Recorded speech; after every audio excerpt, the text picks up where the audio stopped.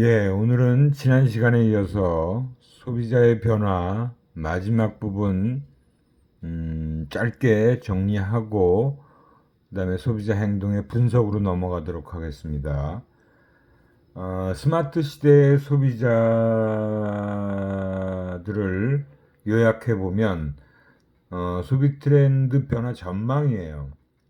그래서 키워드 중심으로 teeny makes big, 작은 차이가 큰 변화를 만든다라는 거고요.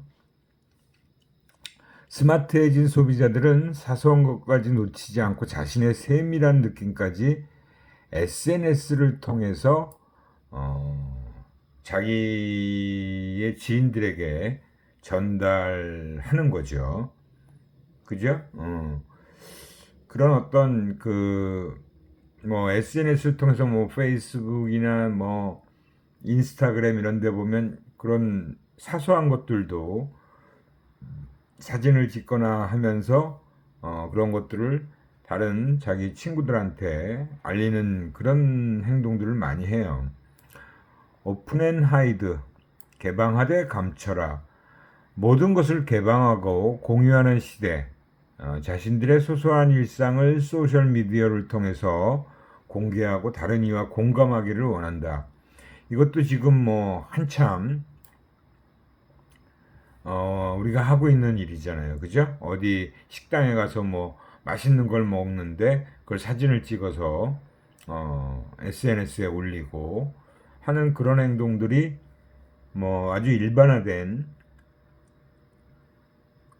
그런 행동들이라고 볼 수 있죠. 리얼 버추얼리티, 실제 같은 가상, 가상 같은 실제. 그러니까 이제 가상과 실제의 경계가 거의 사라지고 온라인상의 논리와 정체감이 오프라인의 지배적인 영향력을 갖게 된다. 특히 이제 스마트폰이 확산됨에 따라서 이러한 경향은 전방위적으로 확산될 전망이다. 이미 그렇게 확산이 많이 되어졌죠. 그죠? 그래서 그런 것에 또 스트레스를 받아서 또 이 SNS에서 많이 탈퇴하거나 끊어버리는 그런 현상도 많이 나타나고 있어요. search for trust, 신뢰를 찾아서 신뢰에 대한 갈증이 아주 증폭된다라고 얘기를 하고 있어요. 소셜미디어가 폭발적인 성장을 하면서 무분별한 정보의 신뢰성을 파악하고자 하는 욕구가 증가된다. 그러니까 우리가 정보가 너무 많잖아요. 그죠? 완전히 쏟아지고 있죠. 그 중에서 뭐가 믿을 만한 정보인지 그런 정보의 신뢰성을 확인하는 것도 일이 돼버린 거예요. 그죠? 내가 정보를 입수했는데 그걸 어디선가 봤는데 그것이 이게 진짜인지 가짜인지, 특히 요즘에 가짜 뉴스가 굉장히 많잖아요. 그죠? 유튜브에서도 우리가 그런 가짜 뉴스라고 하는 것이 너무나 많이 있어요. 그런 거에 대한 신뢰에 대한 요구 점차 커질 수밖에 없고 지금 한참 그런 부분이 더 중요해졌죠.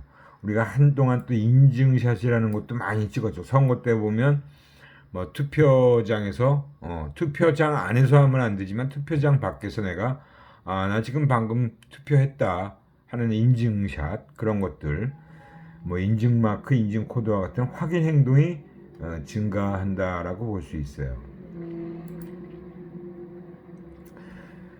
스마트 시대의 소비자와 소비자 심리에 대한 연구는 어떻게 보면 이제 이런 다양한 그죠? 주제와 영역들이 굉장히 많이 이렇게 펼쳐지고 있어요. 이런 다양한 주제 영역들을 다 연구의 대상으로 볼 수 있는 거죠. 그죠? 디지털 컨버전스는 오래전부터 이미 이루어져 왔고, 네트워크 컨버전스, 아까 우리가 지난 시간에 살펴봤던 라이프 컨버전스, 디바이스 컨버전스, 그죠? 그리고 컨텐츠 리치 컨버전스까지 이런 부분에 대한 컨버전스와 관련된 내용들, 그리고 소셜 네트워크, 스마트 소비 활성화, 소셜 커머스, 소셜 미디어와 소셜 광고들, 스마트 워크, 이런 것들이 다 사실은 굉장히 스마트 시대의 소비자와 관련된 연구 영역이라고 볼 수 있죠.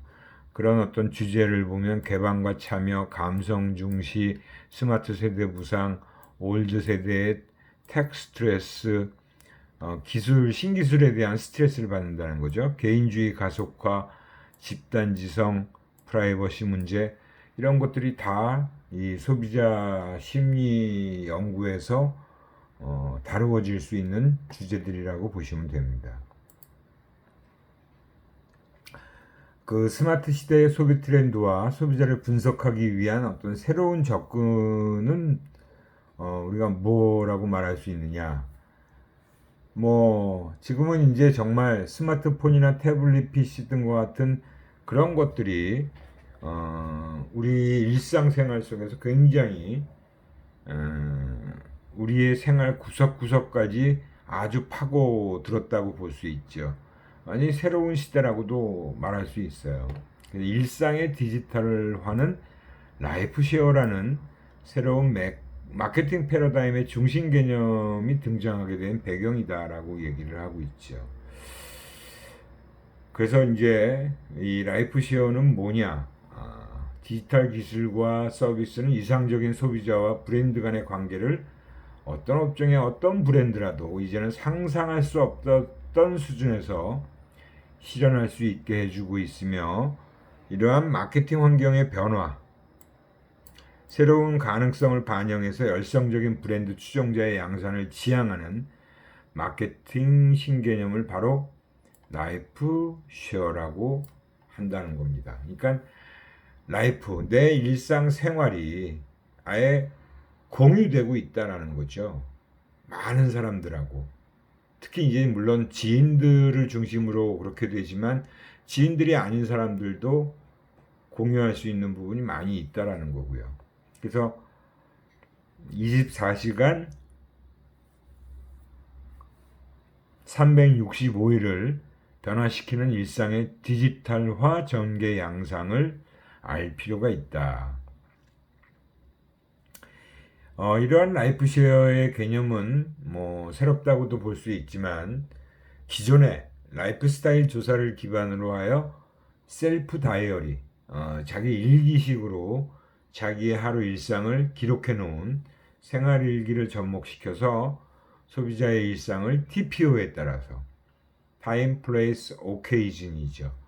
그거에 따라서 세분화된 라이프 유닛으로 분리해서 분석하는 방법이라고 할 수 있다. 이게 제일 커뮤니케이션 연구소가 이제 제일 기획 광고 대행사의 마케팅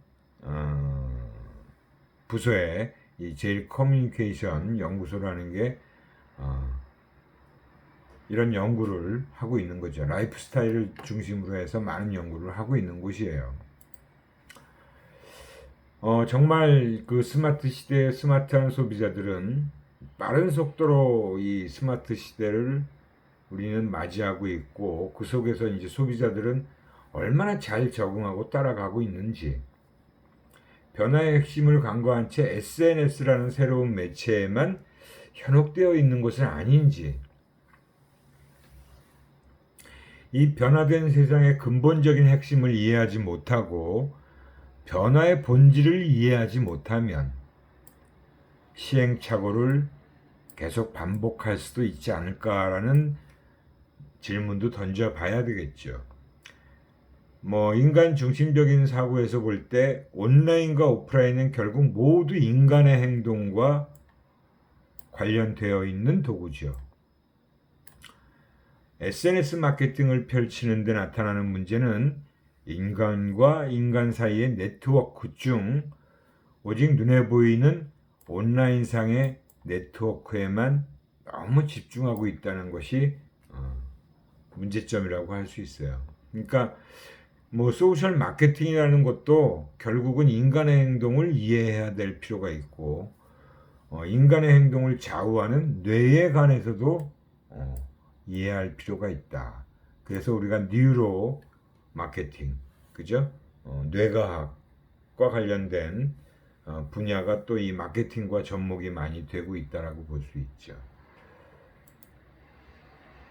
이런 그 스마트 시대의 스마트한 소비자들에 대한 연구 방향은 뉴로사이언스, 그죠? 인간의 뇌에 관한, 인간의 심리와 행동하기 위한 행동 경제학, 네트워크와 관련된 과학 및 감성과학, 인간에 대한 새로운 통찰력을 갖기 위한 인문학, 이런 것들이 사실은 다 최근에 부상하기 시작한 그런 연구 분야라고 볼 수 있어요. 이런 연구 분야들은 결국 인간을 이해하기 위한 방법들인 거죠. 소셜 미디어든 소셜 마케팅이든 인간을 위한 인간에 의한 것이다. 뭐 결국은 다 모든 것이 사람 중심적으로 이루어져야 한다는 것을 강조하고 있다라고 보시면 됩니다. 뭐 결론을 이제 얘기해 보면 소비자들이 계속 변하고 있다는 사실은 누구나 다 알고 있죠. 우리 스스로들도 잘 알고 있고 기업도 잘 알고 있고 또 소비자를 연구하고 있는 사람도 잘 알고 있어요. 하지만 새로운 소비자 집단이 탄생되는 그런 현상만 발견하고 인식하고 그래서는 안 되는 거죠. 그것도 중요하지만 이 새로운 소비자 집단의 탄생 배경 그리고 탄생 이유 이런 것들을 분명하게 분석하고 정확하게 해석하는 일을 간과해서는 안 된다라고 강조하고 싶고요. 즉 숲의 외형만을 바라보고 그 숲 속에 있는 나무들을 볼 수 없다면 그 트렌드를 정확하게 읽어낼 수 없게 된다는 것이다. 그러니까 소비자들의 욕구를 정확하게 파악해야 하는 이유도 결국은 이와 연결되는 부분이라고 볼 수 있다는 거죠. 뭐 소비자들을 둘러싼 환경이 변한다고 해서 무조건 그 변화에 순응하고 따라만 가는 것은 아니라 변화를 거부하기도 하고 변화 이전의 상태로 또 회귀하려고 하는 무의식적 욕구가 존재하고 있기 때문에 소비자들의 겉으로 드러난 성별, 연령, 직업, 소득 같은 인구 통계학적인 특성만을 가지고 소비자의 변화 트렌드를 정확하게 읽어낼 수 있다는 착각에 빠져서는 안 된다라는 것을 의미하고 있다라고 보시면 됩니다. 따라서 소비자들의 트렌드 변화의 원인을 정확히 알 수는 없다 하더라도 정확하게 이제 정말 확인할 수는 없다 하더라도 근사하게나마 가깝게나마 파악하기 위해서는 소비자들의 심리 특성을 파악하는 것이 반드시 뒤따라야 하는 일이다라고 제가 결론을 맺고 있어요. 우리가 이제 지금 이렇게 좀 장시간에 걸쳐서 소비자들의 변화와 관련된 얘기를 쭉 해왔죠. 그죠? 1990년대 그리고 2000년대 들어서 매년 희귀 상품을 통해서도 보고 또 2010년도 이후에는 13년도인가부터는 그 매년 이렇게 트렌드 분석을 하는 전문가들의 그 트렌드 분석을 통해서 나타난 소비자들의 변화 추세를 또 쭉 살펴봤고요. 이런 부분들이 결국은 우리가 이 소비자들의 변화 양상만 확인하고자 하는 것이 아니라 이제 앞으로 우리가 공부할 그런 소비자 심리에 그 소비자들의 밑바탕에 깔려 있는 깊숙한 보이지 않는 욕구들을 그죠? 그런 것들을 파악하는 것이 중요하다라는 것을 제가 언급하기 위해서 쭉 변화 트렌드를 한번 살펴본 겁니다. 이 정도로 변화 트렌드와 관련된 내용은 정리를 마치도록 하고요. 우리가 트렌드 마지막 부분에 제가 코로나 이후에 트렌드에 대해서 좀 살펴보려고 그랬는데 시간 관계상 간단한 뉴스 프로그램 2개 정도만 보는 걸로 마치도록 할 거예요.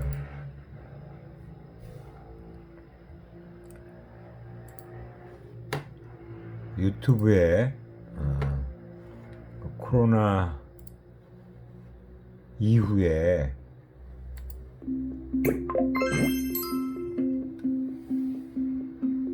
주목해야 될 소비 트렌드와 관련해서 이건 이제 신한카드의 빅데이터 연구소에서 발간한 내용입니다. 발표한 내용이라고 보시면 됩니다.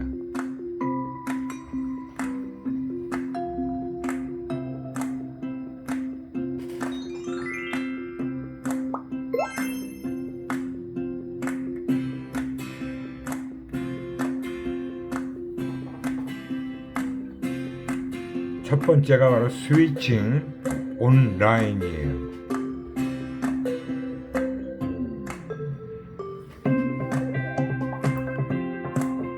지금 올해 들어서 온라인 이용 비중이 계속 증가하고 있다는 걸 얘기한 거죠.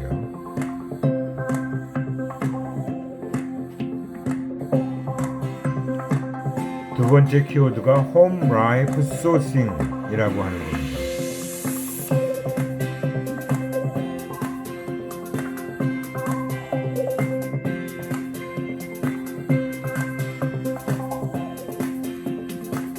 홈 트레이닝이 대표적인 그런 변화된 모습이라고 하죠. 가정에서 즐기는 홈 라이프.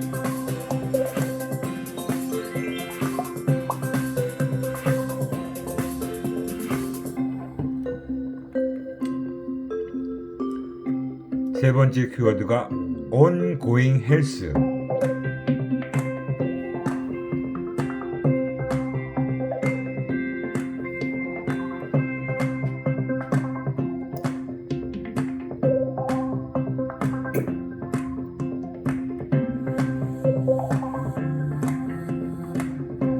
디지털 힐링 서비스를 찾는 사람이 급격히 증가했다라는 얘기죠. 명상 앱이라는 것도 굉장히 일반화되어 가고 있고요.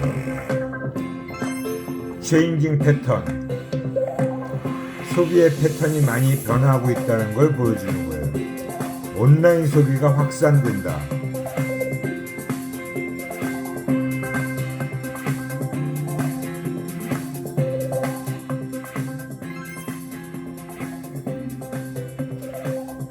드라이브 스루 형태의 서비스도 다양한 형태로 확산되고 있다.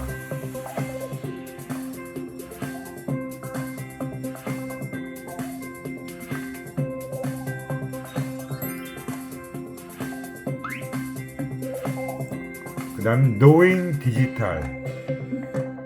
디지털 경험의 확산을 의미하는 knowing 디지털이라고 하는 겁니다. 온라인 결제 이용자 연령대 비중이 이렇게 변화되어 가고 있다는 거예요. 예전엔 20, 30대, 40대까지 거의 많이 차지하고 있었는데 오히려 지금은 50대, 60대도 조금씩 증가하고 있다는 거죠. 그만큼 전 연령대가 온라인 결제를 이용하고 있다는 거예요.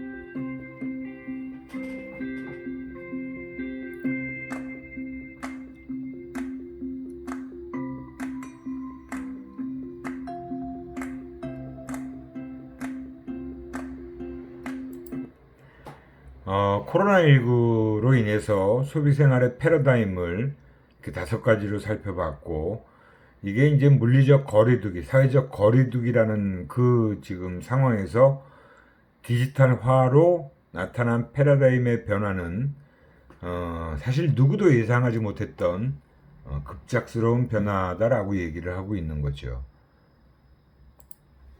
그 다음에 이건 뉴스에서 또 코로나19가 바꾼 소비 확산의 유통시장이 변화하고 있습니다. 재택근무하는 집콕 쪽이 늘자 온라인을 통한 비대면 소비도 증가하고 있는 건데요. 전화로 속옷을 구매하거나 화이트데이 선물을 온라인으로 전달하는 모습도 나타나고 있다고 합니다. 자, 상황이 이렇자 유통업계에선 앞다퉈 비대면 마케팅에 나서는 모습입니다. 문다혜 기자입니다. 코로나19 확산에 유통시장이 변화하고 있습니다. 최근 집을 중심으로 하는 재택경제와 집콕 쪽이 늘자 오프라인 매장이 아닌 온라인과 배달을 통한 비대면 소비가 크게 늘고 그 품목도 다양해지고 있는 겁니다. 대표적으로 어린이집과 초등학교 개학이 연기돼 아이들의 집콕 기간도 장기화되면서 과자와 완구 매출이 크게 늘고 있습니다. 최근 4주간 홈플러스 온라인몰의 교육용 블록 광고 매출은 전년보다 309% 신장했고 제과업체 오리온의 지난달 온라인 매출도 전년 대비 92% 성장했습니다. 외출이 잦아들며 배달을 통해 디저트를 즐기는 사람들도 크게 늘었습니다. 설빙의 지난달 배달 매출은 전년보다 2배 증가했고 배달 주문 건수도 94% 늘었습니다. 배달 서비스를 도입한 2018년 4월과 비교하면 470%의 성장을 보인 셈입니다. 음식뿐만 아니라 백화점 쇼핑까지 온라인으로 몰리기 시작했습니다. 최근 한 달간 위메프의 백화점 아울렛관 매출을 살펴보면 전년과 비교해 316%나 늘었습니다. 이처럼 비대면 소비가 증가하자 유통업계의 마케팅 전략도 언택트가 됐습니다. 롯데백화점은 쇼호스트다 백화점 매장에서 실시간으로 제품을 판매하는 커머스 채널 라이브 방송으로 소비자 공략에 나섰습니다. 보디가드는 코로나19 확산에 따라 집에서도 비대면으로 속옷을 구매할 수 있는 전화 주문 서비스를 도입했습니다. CJ 올리브영은 화이트데이 선물도 모바일로 간편하게 선물할 수 있는 프로모션을 실시합니다. 상품을 고른 뒤 받는 사람의 전화번호를 입력하면 선물을 전송할 수 있습니다. 오프라인에서 온라인으로, 대면에서 비대면으로 위기 극복을 위한 유통업계의 노력은 계속될 전망입니다. 서울경제TV 문다혜입니다. 예, 이렇게 지금 급격한 변화가 나타나고 있어요. 그게 이제 이런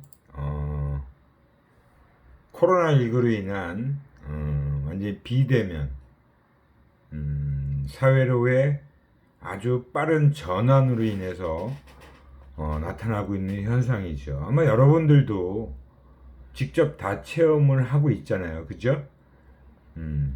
우리 대구 같은 경우는 특히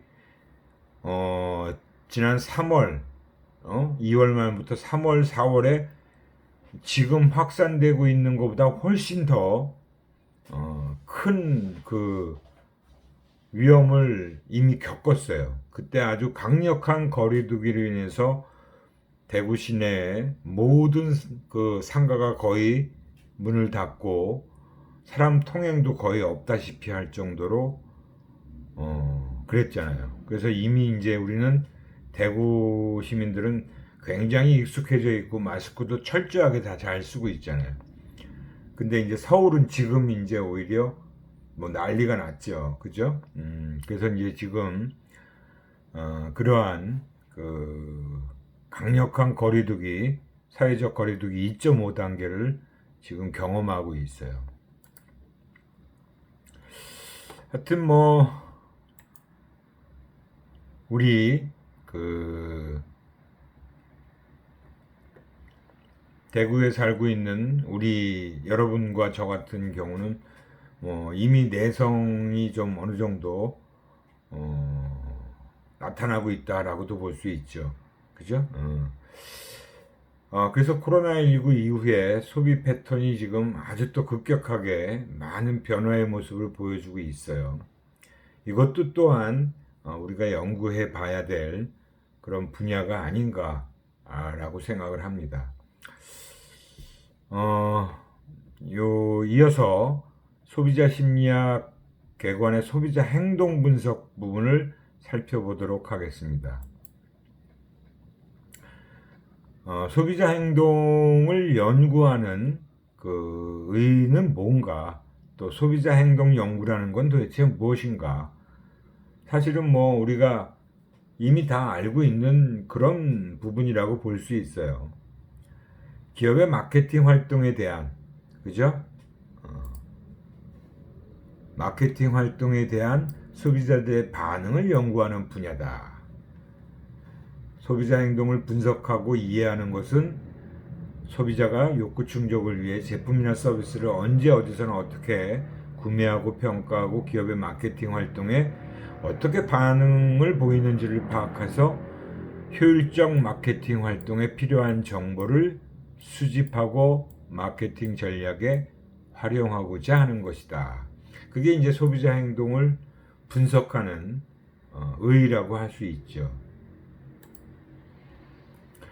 소비자 행동에는 이제 크게 세 가지 요소로 나눠볼 수가 있어요. 우선 개인 소비자 파트가 있고, 그다음에 사회적 환경 부분이 있고요. 그다음 마케팅 전략 부분이 있어요. 그래서 이 소비자 행동의 기본은 개인 소비자의 심리작용, 태도 형성이 행동의 바로 지침 역할을 하고 있잖아요. 그죠? 예측치의 역할을 하고 있고, 사회적 환경이라는 것은 소비자 개인 혼자서 스스로 결정하는 것이 아니고 소비자를 둘러싸고 있는 모든 사회적 환경에 영향을 받고 있다는 거예요. 그게 다른 친구 집단, 가족 그런 것서부터 해서 자기 준거 집단까지, 그래서 다양한 개인 집단, 가족, 지역, 사회, 계층, 인종, 문화 이런 것들이 사회적 환경이라고 하는 것들이고, 마케팅 전략이라고 하는 기본적인 사피 전략, 이건 아주 전통적인 마케팅 전략을 얘기하는 거고요. 최근에는 많이 바뀌었죠. 여러 가지 7C 전략, 그러니까 이제 컨슈머 중심으로 해서 소비자라는 걸 중심으로 해서 마케팅 전략도 짜야 된다. 그래서 굉장히 최근에는 많이 바뀌어져 있는데, 이건 전통적인 측면에서의 마케팅 전략을 아주 기본적으로 얘기한 겁니다. 그러니까 이런 것에 이 세 가지 파트로 우리가 소비자 행동을 분석하고 파악하는 거다라고 보시면 돼요. 온라인에서 하고 있는 거는 이제는 더 이상 이제 온라인 오프라인의 경계가 굉장히 많이 희미해지고 벽이 허물어지고 있다 그랬잖아요. 그죠? 이미 올해 같은 경우는 특히 온라인에 많은 시간을 우리가 보내고 있어요. 예전에는 초창기 때만 해도 웹사이트의 특성을 분석하는 연구도 굉장히 많이 했고, 2000년대 초반이라고 할 수 있습니다. 이때가. 그리고 이제는 다양히 인터넷 그 거래로 인해서 온라인 거래 활동인데, 초기만 해도 굉장히 이런 특징을 가지고 있었죠. 그다음에 거래 또 위험 요인 이런 것들도 예전에는 굉장히 반신반의하면서 온라인으로 주문을 하고 있는데, 지금은 그렇지가 않죠. 이제 굳이 오프라인 매장에 갈 필요도 없고, 진짜 온라인에서 구매하는 게 전혀 위험한 일이라고 생각하지 않습니다. 그만큼 많이 달라져 있고 많이 익숙해져 있다라고도 볼 수 있어요. 지금은 오히려 이 코로나19로 인해서 온라인의 비중이 더 커졌다는 거죠. 아까도 우리가 뉴스에서 잠깐 봤잖아요. 그죠? 이 소비자 행동 연구에 미치는 그 학제 간의 영향은 이제 개인적 초점을 해서 미시적 소비자 행동부터 또 거시적 소비자 행동까지 이 굉장히 다양한 영역으로 다양한 분야가 관련돼 있다라고 보시면 됩니다. 우리 심리학 분야의 실험 심리학, 임상 심리학, 발달 심리학, 그다음에 인간 생태학, 미시경제학, 사회심리학, 사회학, 거시경제학, 기호학, 문학 비평, 인간 통계학, 역사학, 문화인류학, 굉장히 다양한 학문 분야들이 우리 소비자 행동을 분석하는데 다 연관되어 있다라고 보시면 됩니다. 그래서 미시적 소비자 행동인 개인적인 부분을 초점으로 해서 할 때와 사회적인 것으로 초점을 해서 할 때까지 굉장히 다양한 영역에서 소비자 행동 연구를 하고 있다라고 보시면 돼요. 이건 이제 여기 있는 내용들은 좀 간단하게 넘어가도록 하겠습니다. 학제간 뭐 연구 문제들이라고 해서 뭐 실험 심리학 같은 경우는 또 어떤 예를 들어서 어떤 것들을 하고 있는지 이건 여러분들이 좀 읽어보셔도 되는 거죠. 임상 심리학 같은 경우, 그다음에 미시경제학, 인간생태학, 사회심리학 이런 것들은 다 한번 참고로 여러분들이 읽어보셔도 어렵지 않은 내용이라고 보시면 됩니다. 사회학, 뭐 거시경제학, 뭐 기호학, 문학비평, 커뮤니케이션에서의 제품의 역할, 뭐 그런 것들, 인구통계학, 역사학, 문화인류학, 어떤 사회의 신념과 관습에서의 제품 역할, 뭐 이런 부분들이 또 실제 잡지 사용 연구 문제의 예로서 이렇게 쭉 정리를 해놓은 거라고 보시면 됩니다.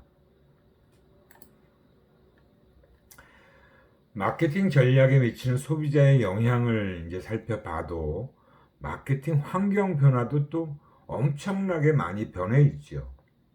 최근 아마 뭐 90년대, 뭐 2000년대에서 2010년 그 20년 사이보다 2010년 이후에 지금까지 또 최근 한 4, 5년 동안에 훨씬 더 이 마케팅 환경 변화도 굉장히 빠르게 변화했다라고 보시면 돼요.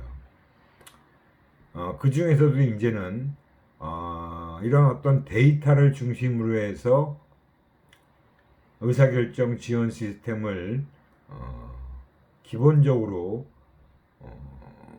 활용해 왔던 게 바로 2000년대 들어서 특히 이 정보 수집과 저장 처리 전송 능력에 있어서의 질적인 변화가 초래됐다라고 했는데 아마 여기서 이제 최근에 2, 3년 동안에 빅데이터라는 것이 갑자기 등장했잖아요. 그죠? 사실 갑자기 등장한 건 아니에요. 사실 빅데이터 분석이라는 건 뭐 예전에도 데이터 분석은 계속 해왔는데 이렇게 방대한 양의 데이터를 처리할 수 있고 그런 걸 분석할 수 있는 도구, 시스템들이 이제 갖춰졌기 때문에 가능해진 것이죠. 그래서 이제는 진짜 정말 기업에서 소비자들을 아주 미세한 내용까지도 분석을 해야 되고 그걸 바탕으로 해서 마케팅 전략을 짜나가야 됩니다. 마케팅 정보 혁명의 시대다라고 얘기를 하는데 이런 혁명이라는 것이 다른 게 아니라 데이터의 수집, 저장, 처리, 전송 능력이 완전히 획기적으로 엄청나게 발전됐다라고 보시면 돼요. 결국은 이제 마케팅의 전략 전개 방향도 다양한 그런 데이터 분석 기법을 통해서 마케팅 기법도 굉장히 다양하게 이루어져 있고 또 활용이 되고 있다라고 보시면 됩니다. 그래서 이 마케팅 관리자나 실무자들에게 이런 문제는 어려운 문제가 뭐냐면 마케팅에 대한 통합된 시각을 갖고 전략적으로 마케팅 활동을 관리하는 것인데 이런 부분이 이제 막 전략적 마케팅 기획을 수립하고 시행하는 것이에요. 그러려면 아주 과학적인 데이터를 기반으로 한 아주 과학적 분석을 통해 통계 분석과 과학적 방법을 통한 아주 정밀한 분석이 필요합니다. 그래서 결국은 단기적으로 막 성과에 급급해가지고 마케팅을 막 그냥 단기적 차원에서 활용하는 그런 부분을 지금은 많이 이제 그런 부분이 개선됐겠죠. 하지만 아직도 그런 단기적인 성과에만 너무 급급해서 마케팅을 펼치게 되면 분명히 길게 가지 못하고 실패하는 경우가 많이 발생하게 될 거예요. 그래서 결국은 정말 세계적인 브랜드, 그런 고객들한테 끊임없이 사랑받고 성장할 수 있는 브랜드로 자리 잡기 위해서는 체계적인 그죠? 그런 마케팅을 펼쳐 나가는 것이 정말 중요하다라고 보시면 됩니다. 우리가 이렇게 이제 이 CRM이라는 것도 벌써 나온 지가 꽤나 오래됐죠. 고객 관계 관리예요. 그죠? 예전에 이제 데이터베이스 마케팅이라는 것이 굉장히 한동안은 꽤나 이것도 획기적인 방법이라고 했는데 그것이 이제 관계 마케팅으로 발전이 됐고 관계 마케팅도 이미 벌써 오래전에 많은 기업들이 해왔던 거죠. 결국은 그게 이제 CRM이라고 하는 걸로 다 귀결이 됐는데 이젠 CRM만 가지고도 안 되죠. CRM이라는 것도 뭐 우리가 어떻게 보냐에 따라서는 고객과의 관계를 어떻게 관리할 거냐 그 관리 수준까지 우리가 생각해 보면 지금은 많이 달라져 있다라고 봐야죠.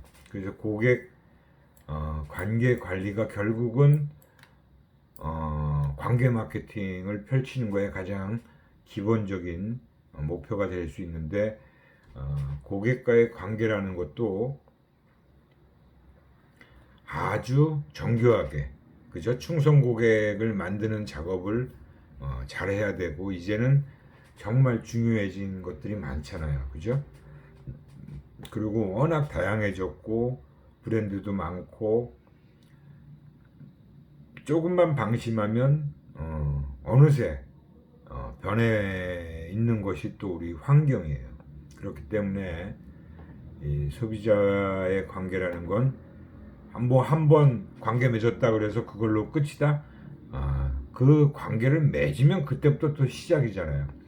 그 고객을 절대 우리 회사에서 벗어나지 않게 우리 회사의 고객으로 끝까지 남아있게끔 그 고객을 계속 붙잡아 놔야 됩니다. 그러려면 어떻게 해야 돼요? 서로 사랑하는 관계가 돼야겠죠. 소비자와 고객과 정말 사랑하는 관계가 돼야 돼요. 물론 사랑하는 관계라는 것도 뭐 끊어지기도 하고 뭐 그렇잖아요. 찢어지기도 하고 그래도 일단 애정을 갖고 이제 충성만 해서는 안 되는 거죠. 소비자와 기업 간의 애정 관계도 맺어야 되고요. 정말 끊임없이 소비자들에게 관심을 가져줘야 돼. 관심이 없으면 안 되잖아요. 그죠? 관심을 가져주지 않으면 절대 애정이 유지되지 않습니다. 그 소비 과정에서 이제 단계에서 나타나는 몇 가지 문제점들이다라고 해놓고 그런 문제점들을 소비자 측면에서 조망하는 것과 마케터 입장에서 조망하는 것이 조금 달라요.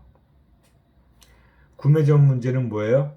소비자들은 제품이 필요한가를 어떻게 결정하는 거예요. 제품이 필요한 거를. 근데 이제 마케터 입장에는 이 제품에 대한 소비자의 태도가 어떻게 형성 또는 변화되는가 조금 관심을 갖는 측면이 조금 방향성에서 차이가 있잖아요. 그죠? 근데 구매 시점에는 어떤 제품을 얻는다는 것은 즉 구매한다는 것은 스트레스인가 아니면 즐거운 일인가 그래서 어떤 구매를 결정을 했을 때 구매했을 때 그 구매한 제품으로 인해서 내가 행복을 느끼는지 즐거움을 느끼는지 아니면 엄청 스트레스를 받는지 그게 이제 중요한 거잖아요. 이제 마케터 입장에서는 시간 압박이나 상품 진열과 같은 상황적인 요인이 소비자의 구매 결정에 어떤 영향을 미치는지에 더 관심을 가질 수밖에 없어요. 그죠? 그래서 그런 구매 결정에 영향을 미치는 거에 더 관심을 갖고 그쪽을 중심으로 해서 조망을 하고 있죠. 그 다음에 구매 후에는 기쁨을 주거나 의도한 성능을 발휘할 것인가 이게 소비자 입장에서 중요한 거예요. 근데 이제 마케터 입장에서는 무엇 때문에 소비자가 제품에 만족하고 또 그것을 다시 구매하게 되는가 뭐 반대로 어떤 것 때문에 불만족하고 절대로 다시 재구매를 하지 않는가 이런 것들이 이제 마케터가 관심을 갖고 있는 부분이라고 볼 수 있겠죠. 마케팅 전략에 미치는 소비자의 영향이라는 것은 뭐 여러 가지 다양한 영역에 다 영향을 미치죠, 사실은. 그래서 뭐 적합한 타겟을 찾기라고 돼 있고, 신제품 개발 단계 이런 것들이 이제 어떻게 보면 되게 중요하잖아요. 타겟을 찾는다는 거, 그죠? 관계 마케팅, 데이터베이스 마케팅, 전형적인 소비자 탐색, 이런 거에 이제 다 또 관련된 부분들이 있어요. 뭐 소비자와 유대관계 형성하는 거, 구제품을 보상 교환 상품을 어려운 난민 돕기에 활용한 사례.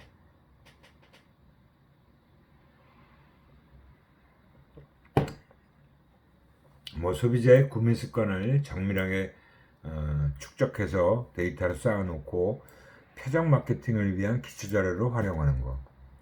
인구 통계학적인 그런 것과 여러 가지 기본적인 데이터를 가지고 전형적인 소비자를 탐색하는 경우.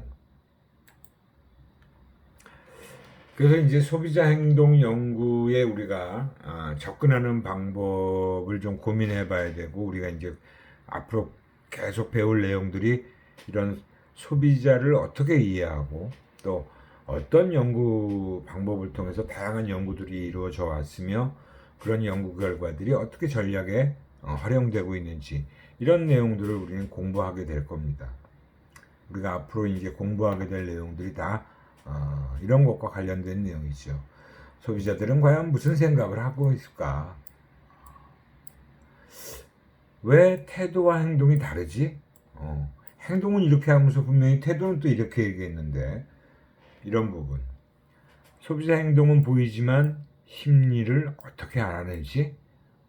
사실 어떻게 보면 마케터들은 행동은 우리가 뭐 관찰을 하든지 뭐 카메라를 통해서 촬영을 하든지 하면 다 행동은 알 수 있어요.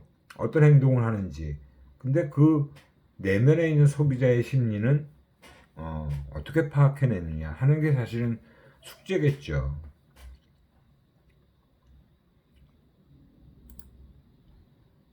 그래서 이제 소비자 행동 연구는 어떻게 이제 접근 방식이 어떤 식으로 발전해 왔는지 발전 과정을 요약해서 정리해 놓은 겁니다. 초기 소비자 행동론에서는 경제학에 의해서 주도가 된 거예요. 소비자의 제품에 대한 수요 분석, 소비자의 효용 극대화 이론, 적정 만족 수준을 제공하는 대안을 선택하는 경우가 많다라는 거죠. 그 다음에 새로운 대안은 프로이트의 심리 분석 이론이 바로 동기와 관련된 파트에서 연결되는 부분이에요. 그 다음에 이제 50년대 이후에 다원적 접근 방법이라고 해서 심리학과 사회학의 연구 성과들이 도입됐다. 다양한 접근의 소비자 행동 연구가 이루어졌던 거고, 소비자의 개성, 구매 행동 간의 상관관계가 연구의 초점이었고, 60년대에 접어들면서 사이코그래픽스, 심리 특성 변인들에 대한 분석이 도입됐다라고 보시면 되고, 라이프 스타일 측정 도구도 이때 만들어졌고요. AIO 변인들, 인구 통계학적인 변인, 제품 구매 영향 요인, 이런 것들이 다 다원적 접근 방법에 해당되는 그런 과정이었어요. 60년대 후반 이후부터 소비자 정보 처리 관점으로 소비자 행동 연구가 패러다임이 바뀌었다. 이거는 바로 인지 심리학이 우리 심리학 분야에 확산되기 시작했던 그 이유라고 보시면 됩니다. 행동 과학으로 소비자 행동을 설명하는데 한계가 분명히 있다는 것을 인정한 거죠. 그래서 소비자 행동 모형을 정보 처리 모형이라고 하는 걸로 패러다임이 바뀌어요. 그게 이제 바로 인지 심리학. 우리 심리학 분야에서도 행동주의 심리학이 인지주의 심리학으로 인지 심리학으로 많이 바뀌잖아요. 그죠? 70년대 이후에서 현재까지를 지배적인 어떤 개념적 틀이 제공되어진 것도 이 소비자 정보처리적 관점이다라고 보시면 되고, 최근까지도 이러한 소비자 의사결정 과정과 정보처리 과정을 중심으로 그와 관련된 영향 요인들을 주요 연구 주제로 삼았다. 마케팅 분야의 소비자 행동 연구자들은 심리적 요인, 사회적 요인, 사회문화적 요인들의 상호작용에 의해서 소비자 행동이 결정되는 것으로 파악했다.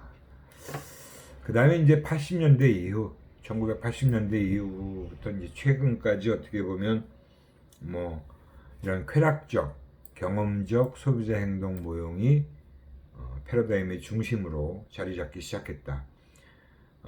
인지적 관점으로, 특히 이 정보 처리 모형이 중심이 됐다는 건 인지적인 관점이죠. 그 이후에 이제 정서적인 관점으로 봐야 될 필요가 있다는 주장이 제기가 됐고, 이 소비자가 이런 그 합리적이고 논리적인 사고에 의해서만 구매 행동이 이루어지는 것이 아니라 정서적 동기, 감성적인 측면에서도 구매 행동이 나타난다, 결정되어지기도 한다라는 것도 이때부터 관심의 대상이 된 거죠.